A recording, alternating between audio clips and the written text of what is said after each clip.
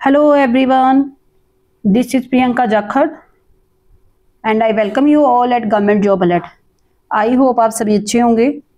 तो ईटीटी 5994 के कैंडिडेट के लिए एक बहुत बड़ी अपडेट है।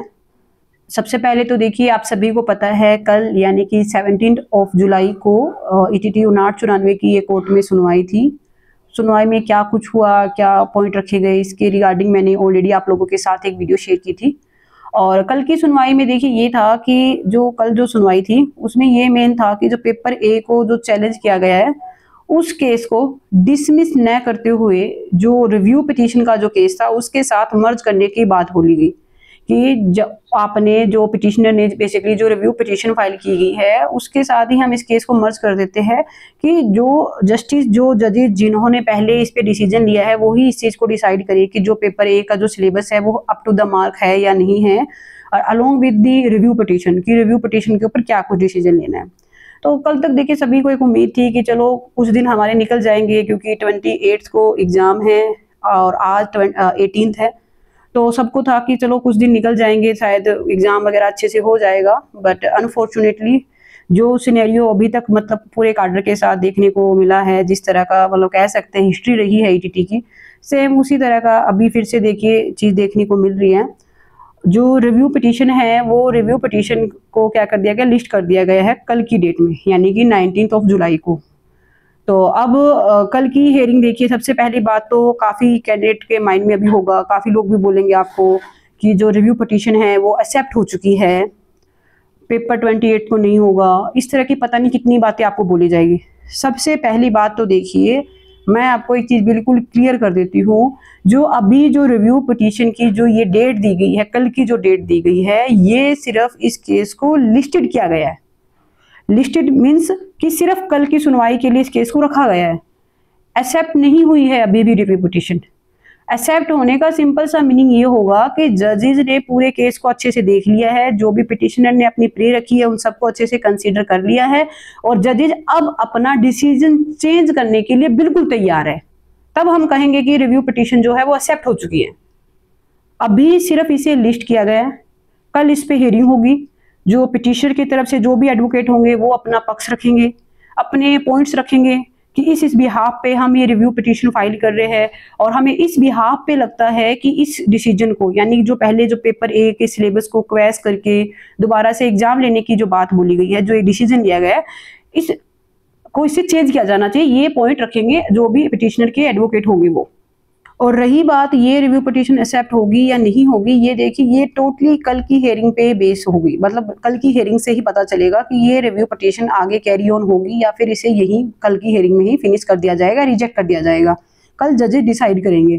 तो सबसे पहले तो आपको इस तरह के जो नेगेटिव जो मैसेज जो सर्कुलेट किए जाते हैं, काडर को बताए जाते हैं कि देख लो अब रिव्यू पिटीशन भी एक्सेप्ट हो चुकी है, अब तो एग्जाम नहीं होगा, ये होगा वो होगा, आपको थोड़ा सा इनसे बच के रहना है। जो एक्यूरेट इंफॉर्मेशन है, जो रियलिटी है, उस पर थोड़ा सा रिलाई कीजिएगा, क्योंकि मेन यहाँ पे टारगेट किया जा रहा है काडर को तोड़ने का, कि काडर अपने आप में ही 2 पार्ट्स में डिवाइड हो जाए।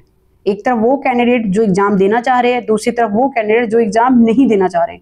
इस तरह से काडर को डिवाइड करने की कोशिश की जा रही है। और यहाँ पे देखिए, मैं सबसे पहले बता देती हूँ, रिव्यू पिटीशन के एक्सेप्ट होने के चांसेस बहुत बहुत कम है। मैं 100% तो मैं नहीं कह सकती खुद भी कि 100% रिजेक्ट ही होगी, क्योंकि देखिए ये चीज तो कल डिसाइड होगी।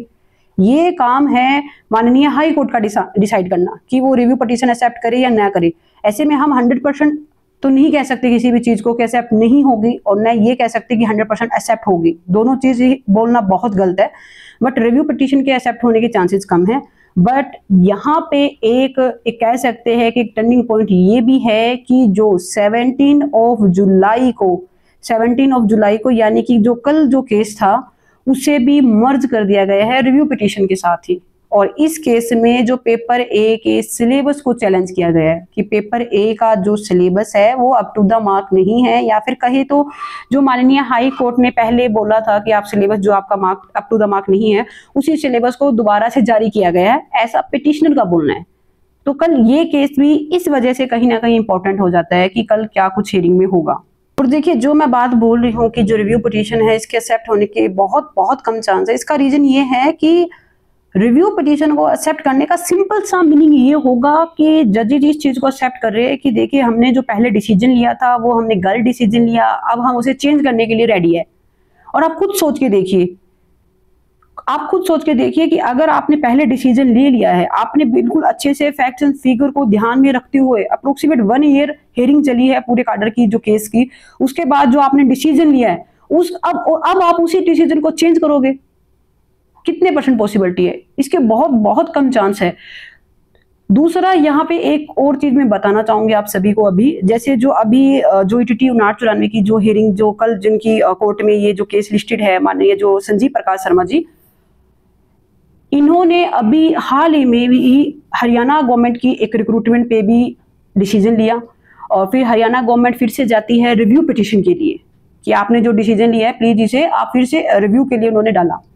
और विद इन फ्यू मिनट्स जैसे ही केस जैसे ये केस लिस्टेड हुआ, सेम केस वहां पे भी लिस्टेड हुआ और with in few minutes case को जो उनकी रिव्यू पिटीशन थी उसे रिजेक्ट कर दिया गया विद इन फ्यू मिनट्स।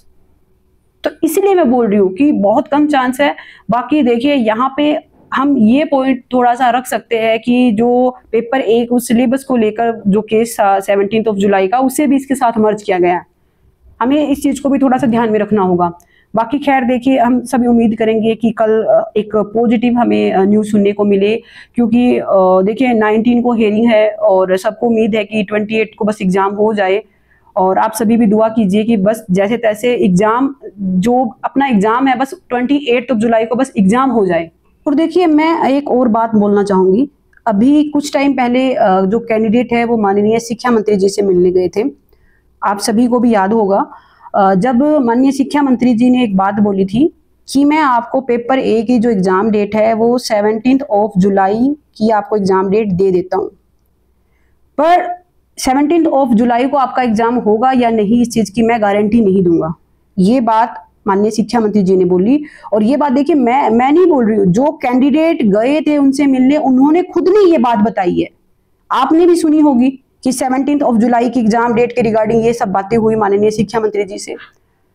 तो अब सोचने वाली बात है, अभी जो एग्जाम डेट है वो है 28 जुलाई।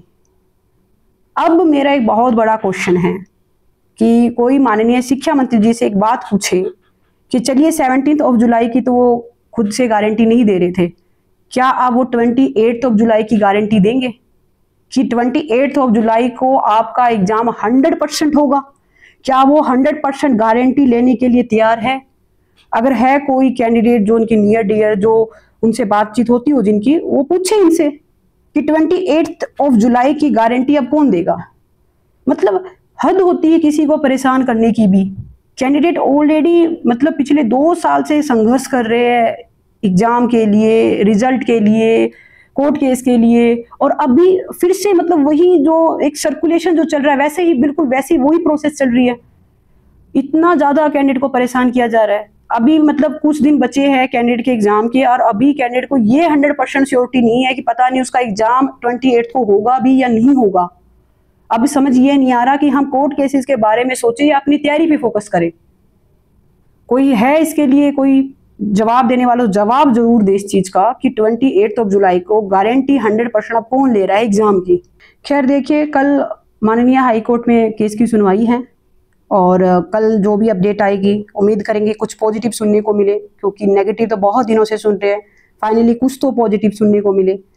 और जो भी अपडेट आएगी कि हाई कोर्ट में क्या कुछ हुआ, क्या कुछ पक्ष रखे गए, इस सब के रिगार्डिंग आप लोगों के साथ इंफॉर्मेशन शेयर कर दी जाएगी। और इसके लिए चैनल के साथ जरूर जुड़े, चैनल को जरूर सब्सक्राइब करें। Wish you all the best. Thank you.